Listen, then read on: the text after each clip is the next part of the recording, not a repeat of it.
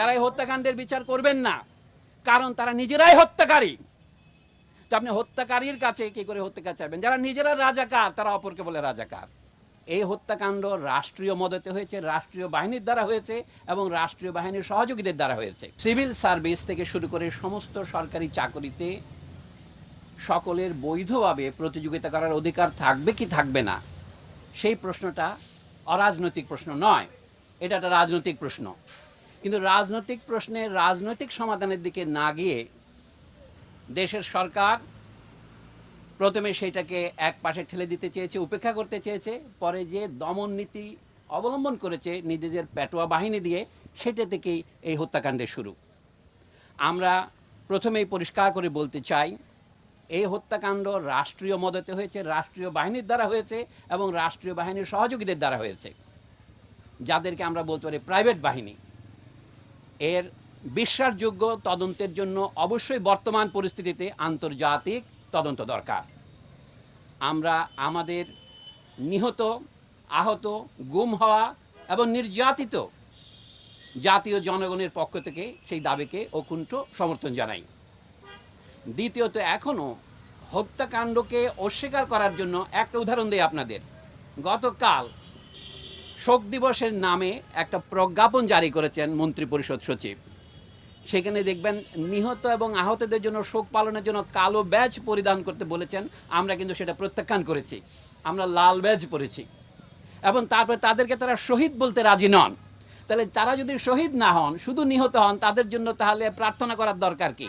সরকার এখন এই হত্যাকাণ্ডকে জায়েজ করবার জন্য যে অজুহাত ব্যবহার করছেন, যে তারা মেট্রো রেল স্টেশনে হামলা করেছে, সেতু ভবনে হামলা করেছে, অথবা বাংলাদেশ টেলিভিশন ভবনে হরণ করেছে।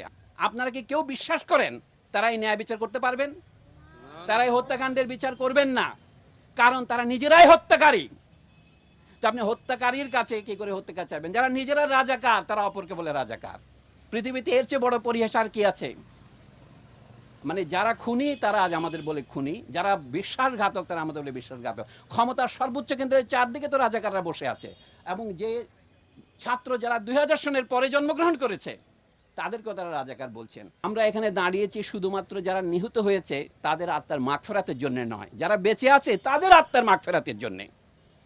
বলা হচ্ছে এটা শুধু ছাত্র যুবকদের আন্দোলন, আসলে এটা ছাত্র যুবকদের আন্দোলন নয়, এটা সারা দেশের আন্দোলনে পরিণত হয়েছে এবং পরিণত হতে চলেছে। আন্দোলন বন্ধ হয় নাই, আন্দোলন বন্ধ হবে না। আমরা আজকে শিক্ষক হিসেবে দাঁড়িয়েছি, কিন্তু আমরা শিক্ষকতার বাইরেও আমাদের সামাজিক ভূমিকা আছে। আমরা তো ভোটারও বটেই।